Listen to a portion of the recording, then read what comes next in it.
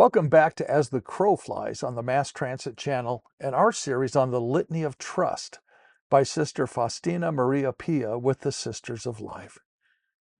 Thank you for joining us. Here is today's episode.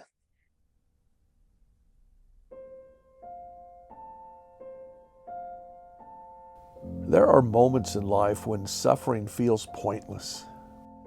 A diagnosis, a betrayal, a burden that doesn't seem to lift. And in those moments, one of the hardest questions we can ask is, Lord, what good could possibly come from this?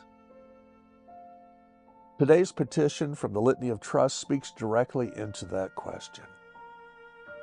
That my suffering, united to your own, will bear fruit in this life and the next. Jesus, I trust in you. Not that suffering is pleasant, not that suffering is good in itself, but that suffering, when united to Jesus, is never wasted. Sister Faustina writes something deeply important. By choosing to suffer, Jesus has given suffering an inestimable value. That changes everything, because Christianity does not teach that God watches suffering from a distance. No. In Jesus Christ, God entered directly into suffering. He carried it. He endured it. He transformed it. And because of that, even the smallest suffering offered in love can bear eternal fruit. The world tells us constantly to avoid suffering at all costs. Comfort is everything.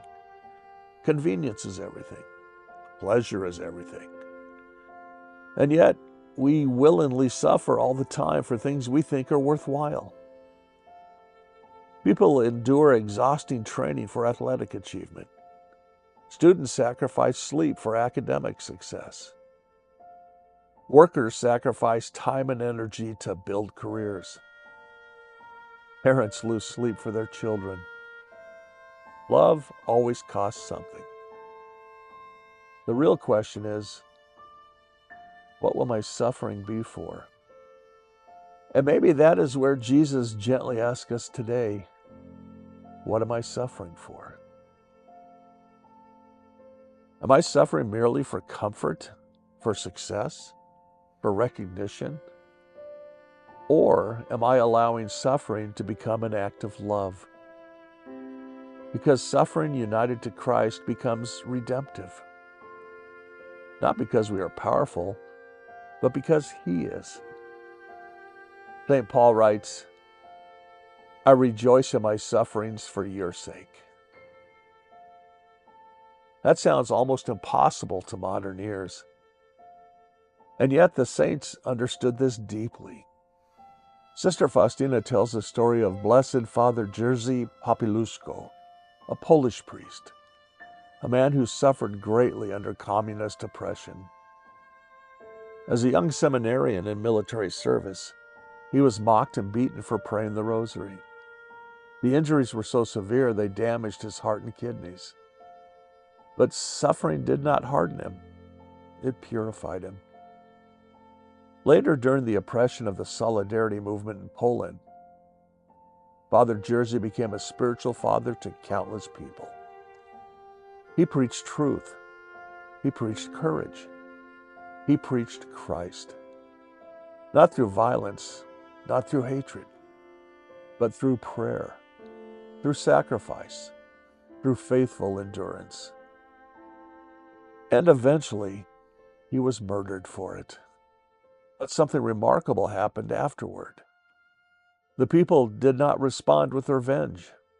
Why? Because through Father Jerzy, they had seen something stronger than fear. They had seen love. A love willing to suffer for truth.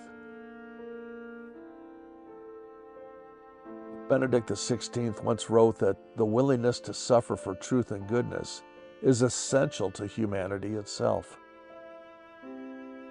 Because when comfort becomes more important than truth, truth collapses. When safety becomes more important than love, love collapses. Jesus shows us another way. The cross looked like defeat. It became victory. The tomb looked final, but resurrection was already beginning. And that means something for us. It means your suffering, when united to Christ, can become fertile ground for grace, a hidden seed, quietly bearing fruit. In today's reading from Sister Faustina's book, Jesus says, "Unless a grain of wheat falls into the earth and dies, it remains alone. But if it dies, it bears much fruit." That is the mystery of Christian suffering. The world sees loss. God sees transformation. The world sees weakness. God sees surrender. The world sees an ending. God sees resurrection beginning underground. And nowhere is this clearer than on Calvary. Jesus cried out, my God, why have you forsaken me?" He entered fully into human anguish, fully into abandonment, fully into suffering. And yet, he still trusted the Father, even there, especially there. So what do we do with our suffering? We bring it to Jesus. We stop pretending that it's meaningless. We stop believing that it's wasted. We unite it to Him. That old Catholic phrase, offer it up, can sound simplistic sometimes. But rightly understood, it is profoundly beautiful. It means, Jesus, I do not want this pain to be empty. Use it. Bring grace through it. Draw someone closer to you through it. Sanctify me through it. It changes suffering from isolation into communion. Today, maybe spend some quiet time asking, what suffering in my life have I been resisting most? Where is fear keeping me from trusting Jesus? And what might happen if I finally place that suffering into His hands?